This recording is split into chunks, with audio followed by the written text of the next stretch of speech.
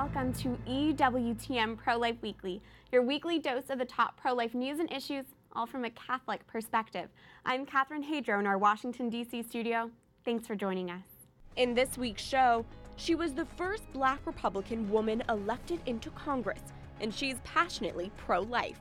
We're joined by Utah Representative Mia Love. Ireland prepares for a major abortion referendum. A Catholic correspondent joins us from the Emerald Isle with more. And this.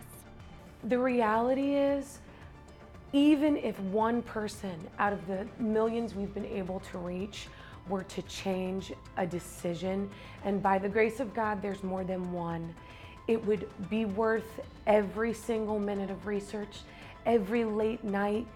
We introduce you to the beauty of the Bomberger family and why they're convicted to advocate for adoption. But first, our top story, and it's a major one. The White House confirms plans to cut Planned Parenthood off from their second largest source of taxpayer funding.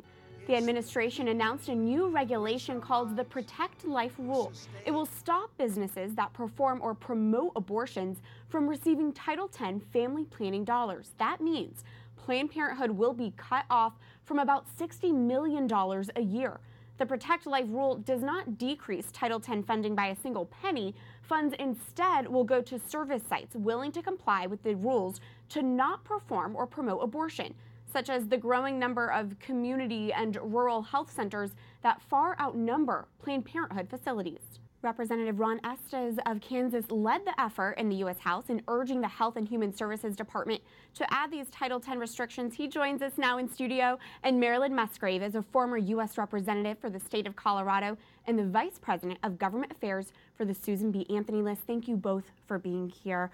Big news. Congressman, you've been fighting for this. What's your reaction to this news? This is phenomenal news that's happened over the last few days. And the President and administration's announcement that they're going to actually change the Title X regulations back to the way they were intended, and what we want to have happen. Absolutely. Congresswoman, President Trump, when he was campaigning, made 4 pro-life promises, including the promise to defund Planned Parenthood. In your opinion, do you see this as a check mark next to that promise, or is this a big step towards it? It's a very big step towards it, and Congressman, we thank you for leading this effort.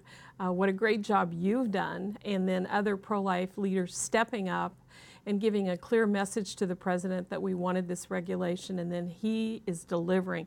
He's doing what he can do as President to defund Planned Parenthood. Okay, we need big clarity on this next question. Abortion advocates are calling this a gag rule. Is it? Oh, that's a complete distortion, if you want to even call it maybe an outright lie. I mean, we're not trying to stop the discussions of abortion. We're actually, it doesn't even add any more restrictions to those people that wanted to perform abortions. But what we're saying is that the Title X, the statutes that developed Title X were very clear and said that abortion's not a family planning activity. Right. And we need to make sure that we focus on legitimate health care, legitimate family planning activities, and keep abortion separate for those in organizations maybe that wanted to do that. Absolutely. And to be clear, there's Title X is not losing a single penny with this new regulation. Is that right? So where are the dollars going now? So what we're wanting to do is make sure that the Title X, you're right, there is no reduction in funding, but we want to make sure that that money goes to legitimate medical facilities, legitimate medical health care, legitimate family planning needs. So the dollar amounts stay the same. We just want to make sure that we go back to the way the restrictions were, or the rules were when they were set up under President Reagan, that have been signed off by the Supreme Court in terms of being legitimate, and making sure that if people want to perform abortions, they keep that separate from legitimate medical facilities. Can you tell us more about that Supreme Court ruling? This has been upheld in the court. It has been, and this regulation goes along with the statute. So that's, again, the Supreme Court in Russ versus Sullivan has affirmed that. Pro-abortion advocates would like to pretend that abortion is contraception. They'd like to pretend that abortion is health care. It is neither. And all of these entities have to do to receive Title X funding, again, not one penny reduced from the amount, is comply with the regulations. They cannot perform abortions, they cannot co-locate, they cannot refer for abortion. This announcement came just a few days ago. When can we expect this regulation to be implemented? Well, there's some waiting periods on how those take to get implemented. You know, it's really been a quick turnaround. Within 2 weeks, we had over 150. We had 153 members of Congress sign that, and that just closed up a couple of weeks ago. And so, with the announcement last week, and actually the full rules coming out this week, it'll take a waiting period to get that rolling forward. But we think we can that the administration can actually start using some of these concepts as they look at the grants that they're currently awarding. Excellent.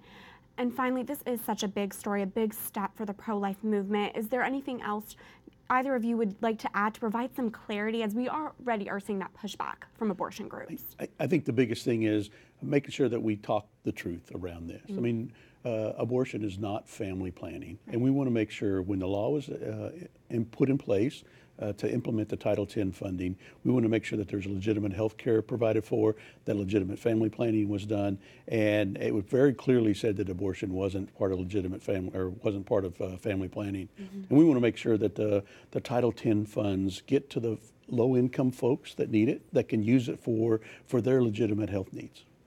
We also don't want a slush fund for Planned Parenthood, because they took in Title X dollars. They could use it for utilities, for rent, for salary, for advertising, and really recruiting in more clients. Thank you both for your work on this and for your clear insight so our viewers know what this all means. Representative Ron Estes and Marilyn Musgrave, thank you. Thank Very you. welcome.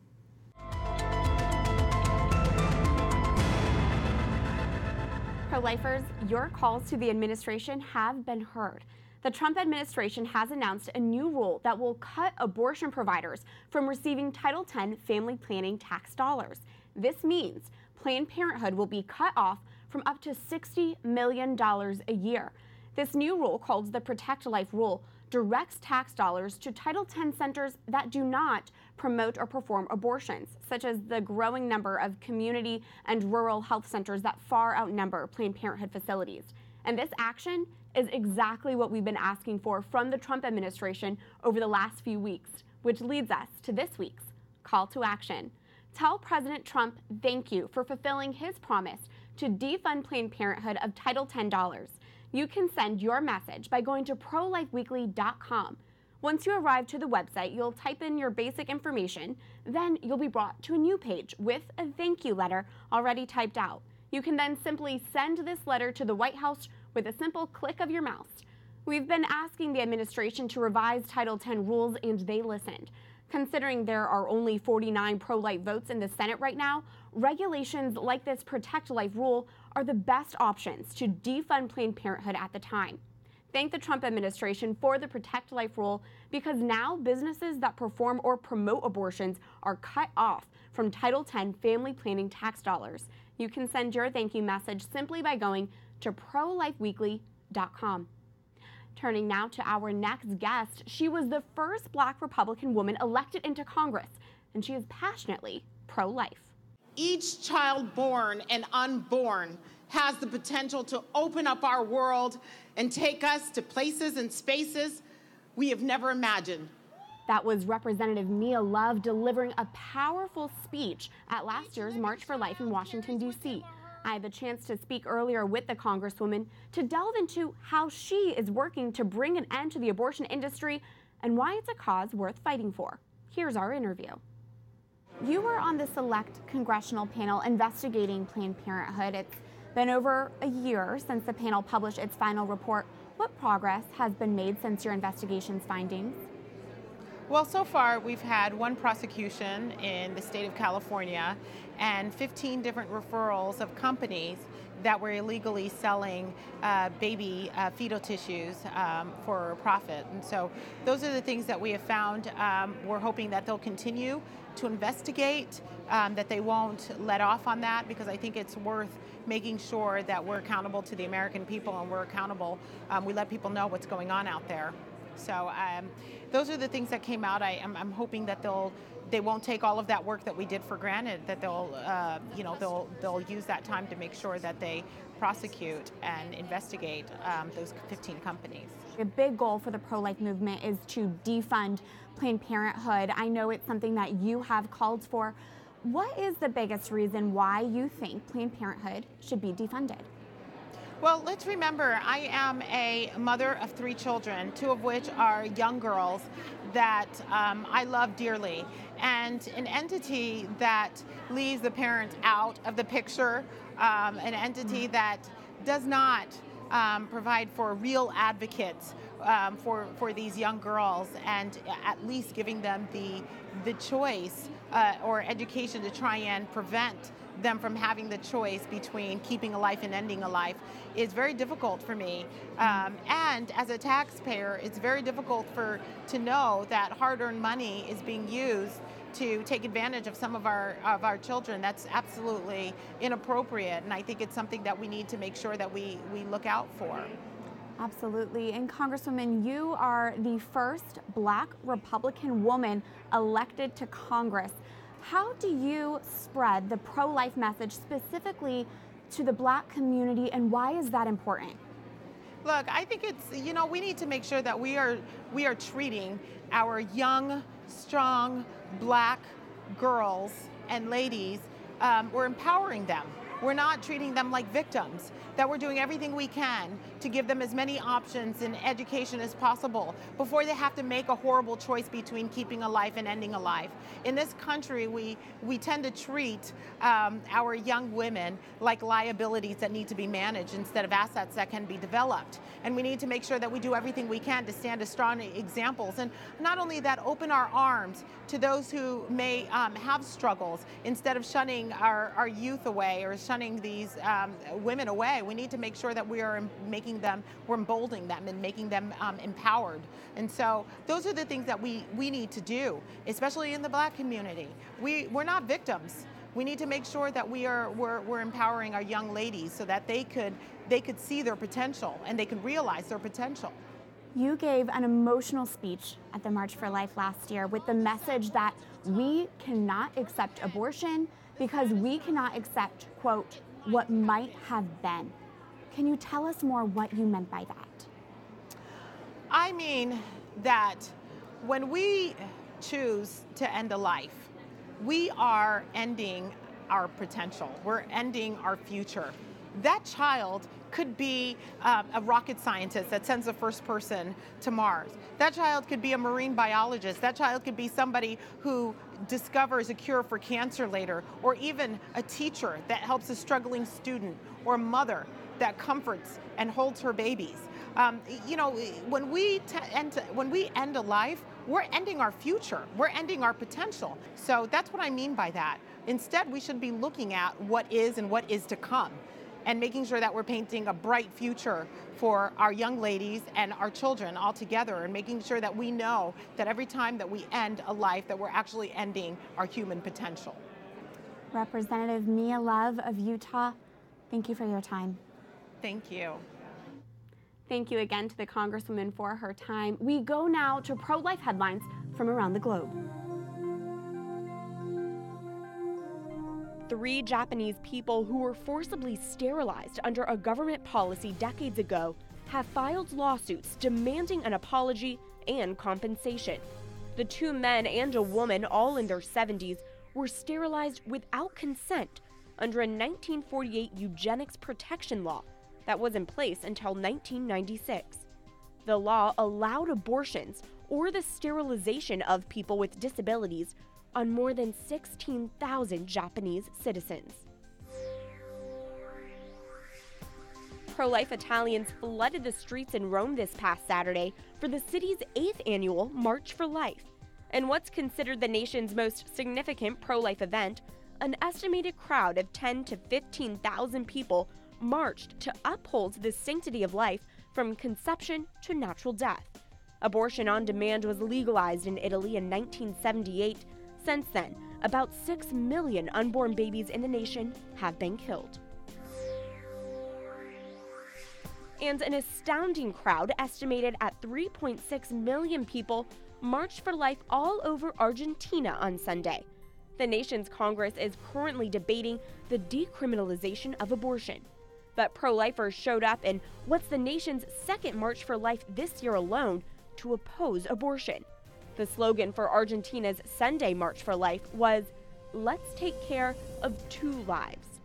We're staying on the international front for our next story. All eyes are on Ireland this week as the nation prepares for an incredibly important vote about the unborn child.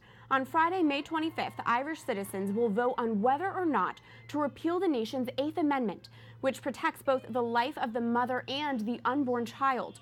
Repealing the amendment would effectively legalize abortion across the predominantly Catholic country.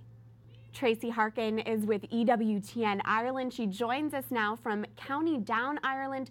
Tracy, as we near the vote, what outcome are pro-life groups expecting? How optimistic are they right now? Hello, Catherine. It's good to join you today. The pro-life groups are optimistic. They've been working incredibly hard on the ground. I think if there's one thing that this referendum will be remembered for is the huge effort that ordinary Irish men, women, children, young people have been putting into going door to door, to taking the pro-life message to cities and towns and shopping malls. They've been putting in an incredible effort. There's also been an incredible amount of prayer being said on the ground, internationally as well. And so we're very hopeful. And the pro-life spokespeople are saying that, there's obviously, it's a huge day on the 25th of May. But with hope and prayer, all things are possible, and they're really hoping for a good result. Tracy, can you explain why is this abortion referendum even happening? The 8th Amendment has been in place for Ireland for 35 years. That's right, Catherine. It was 1983 that this amendment was inserted into the Constitution, and the 8th Amendment gives equal right to life for mothers and their unborn babies. It was seen as a very progressive piece of legislation, and there was huge efforts at the time in the 1980s to make sure that this was inserted. Unfortunately, there has been a growing vocal lobby both inside of Ireland and outside of the country as well. There's been growing pressure for Ireland to, really follow the path of many other countries worldwide and lift the constitutional ban on abortion. There has been a lot of attention drawn as well to what they call the hard cases. And so basically there has been an intense media campaign, an intense campaign also by the Irish government and what you would call the establishment in Ireland to sort of change our laws and to lift that constitutional ban. Finally, Tracy, can you put into perspective for us how significant is this referendum on abortion? What are the potential consequences here? Well, the legislation that's been proposed by the Irish government, if the constitutional ban is lifted, will be very extreme, Catherine. We'll go from a country where there's very, great restrictions on abortion, where it's only permitted when the life of the mother is at serious risk, to being one of the most liberal abortion regimes in the world. We're talking about unrestricted abortion up to 3 months and up to 6 months on very vague health grounds. So it is a very concerning moment in Irish history. If this ban is lifted, then the unborn child will have absolutely no legal right whatsoever, and it will be up to this government and future governments to decide just how the extent of how liberal the abortion law will be. We will continue to pray for Ireland and encourage our viewers to do the same. Tracy Harkin from EWTN Ireland, thank you for all of your insight now. Thank you, Catherine. When we come back, Dad, can you be on my team? how this family is shining a light on the beauty of adoption and choosing life. Stay tuned as EWTN Pro-Life Weekly continues after this break.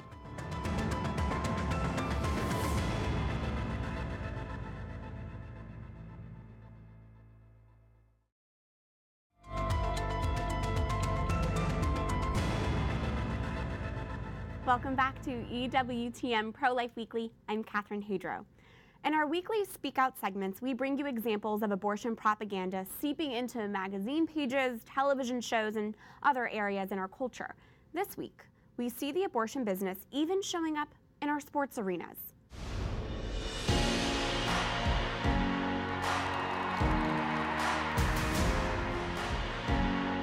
The Women's National Basketball Association has launched the Take a Seat, Take a Stand program, what the WNBA is calling a girls and women empowerment program. Now, for every WNBA ticket that is purchased, the association will donate $5 to one of 6 organizations, including Planned Parenthood. The executive vice president for the abortion business celebrated the news, saying, in part, "We're so grateful the WNBA is standing up for the 2.4 million patients who rely on Planned Parenthood." The Take a Seat, Take a Stand program was launched one day before the Trump administration announced it would be cutting Planned Parenthood off from Title X funds. Upon that news, the president of the WNBA, Lisa Borders, tweeted this: "The WNBA stands with Planned Parenthood against the Trump administration's most recent attack on a woman's right to affordable, safe, and comprehensive care." This is bad business. If the Women's National Basketball Association is standing with Planned Parenthood, then I'm walking out. I mean, really, can pro-life women not even attend a sporting event without supporting abortion? The WNBA is making a big mistake in assuming all of their fans will want to cheer on the nation's largest abortion business. And I would think a sports league dedicated to empowering women would be able to recognize an industry that preys on women. Female athletes have the opportunity to be heroes to young girls, to send a message they are capable of greatness and of achieving their giant goals. Planned Parenthood sends the opposite message. Planned Parenthood sells the lie that abortion is a solution for women, the lie that only by killing your unborn in an unexpected pregnancy can you succeed. Unfortunately, the WNBA has fallen for Planned Parenthood's lies, and the league will isolate their pro-life fans because of it, including yours truly. Remember, there is something you can do to counter today's culture of death by following this week's call to action. Go to prolifeweekly.com, send in your thank you message to President Donald Trump for cutting Planned Parenthood's Title X tax funding. With every decision, there is a consequence. Oftentimes you can't see it, but in this next story, the ripple effect stemming from one woman's brave choice is incredibly clear. Here is this week's Pro-Life Focus. Seriously, guys. I think I'll make this. Where's mine? You win. In what can only be described as friendly sibling rivalry. I think. No, you have to get 5 Okay, patches. no, you don't. We'll get 7 It's hard to tell that woven into this lively family are sisters and brothers, both biological and adoptive. Oh, isn't that him, you guys? Sometimes we're just like, wait, you're adopted? You know what I mean? Like, people are like, your adopted family. I have to think about it because I love each of them exactly the same.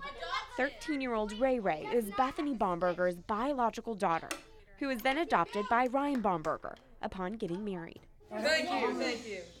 The couple went on to have 2 biological children and then together adopted their youngest, Justice. Before he was even in our home, now mind you, we have a 4-year-old, a 2-year-old, and a 1-year-old, we were talking about the brother that God's bringing us. So from the beginning, it was always, he was part of us.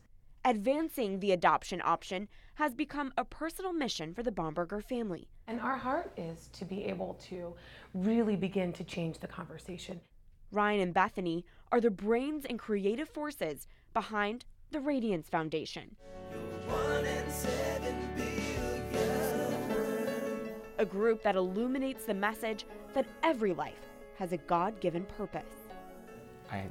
God has a way. I mean, just from Harvard to helping to raise millions for pregnancy centers to Capitol Hill briefings.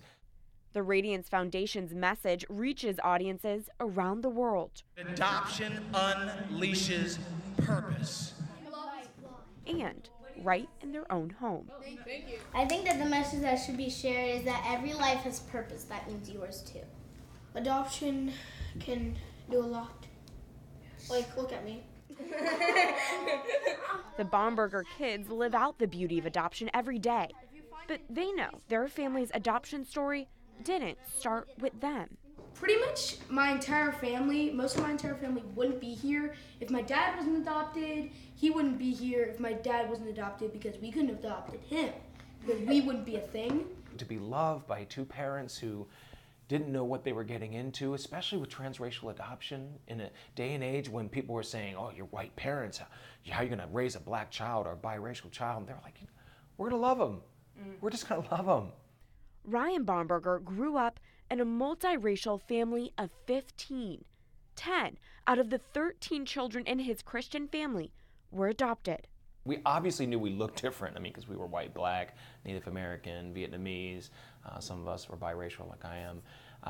We obviously looked different. And then they had 3 biologically related children. But that's something that's fostered by the parents. And I think when you understand that adoption is the heart of God, that there's no salvation without it, that it's not just a supernatural thing, it becomes a very natural thing. And it did in the family that I grew up in. It is in our family. This pro-life leader's story goes deeper. Ryan Bomberger calls himself a fringe example even some pro-lifers are afraid to embrace. I'm that 1% that's used 100% of the time to justify abortion. Having a birth mom who experienced the horror and the violence of rape, and yet here I am, because my birth mom not only chose life, and thank you, birth mom, I never met her, I don't even know her name, so I don't know who to thank, but to thank God and to thank her, but she chose life, and she also gave me the incredible gift of adoption. Because of that one singular decision, way back when, the courageous decision of my birth mom, because she chose to go through 9 months of a traumatic pregnancy, because she chose to be stronger than her circumstances, I'm able to love and be loved by my favorite person on the planet, to have grown up with 12 other siblings, and to be who I am because of those 12, to be who I am because of those parents, and to be able to be a father to 4, and to have done the things by the grace of God that I've done in my life, all because of one decision. One woman's brave decision allowed this life to grow up and become an Emmy Award-winning creative professional, a husband, and a father of 4 children who themselves are becoming bold witnesses for life. Adoption is the opposite of abortion. Abortion is destroying life and taking time off a human being's life and destroying possibilities that could be in the future. Adoption is the opposite. Adoption is creating possibilities for amazing things to happen. We're all adopted into God's family, so it has to be a wonderful thing. So, I mean, look at us, we're pretty amazing. Well, but... That's it for this edition of EWTN Pro-Life Weekly. Until next time, I'd love to hear from you. You can email us anytime with questions, ideas, or comments you may have. Send us an email at prolifeweekly@ewtn.com. I look forward to seeing you here again next week. Remember, life is a gift. Your life is a gift. God bless.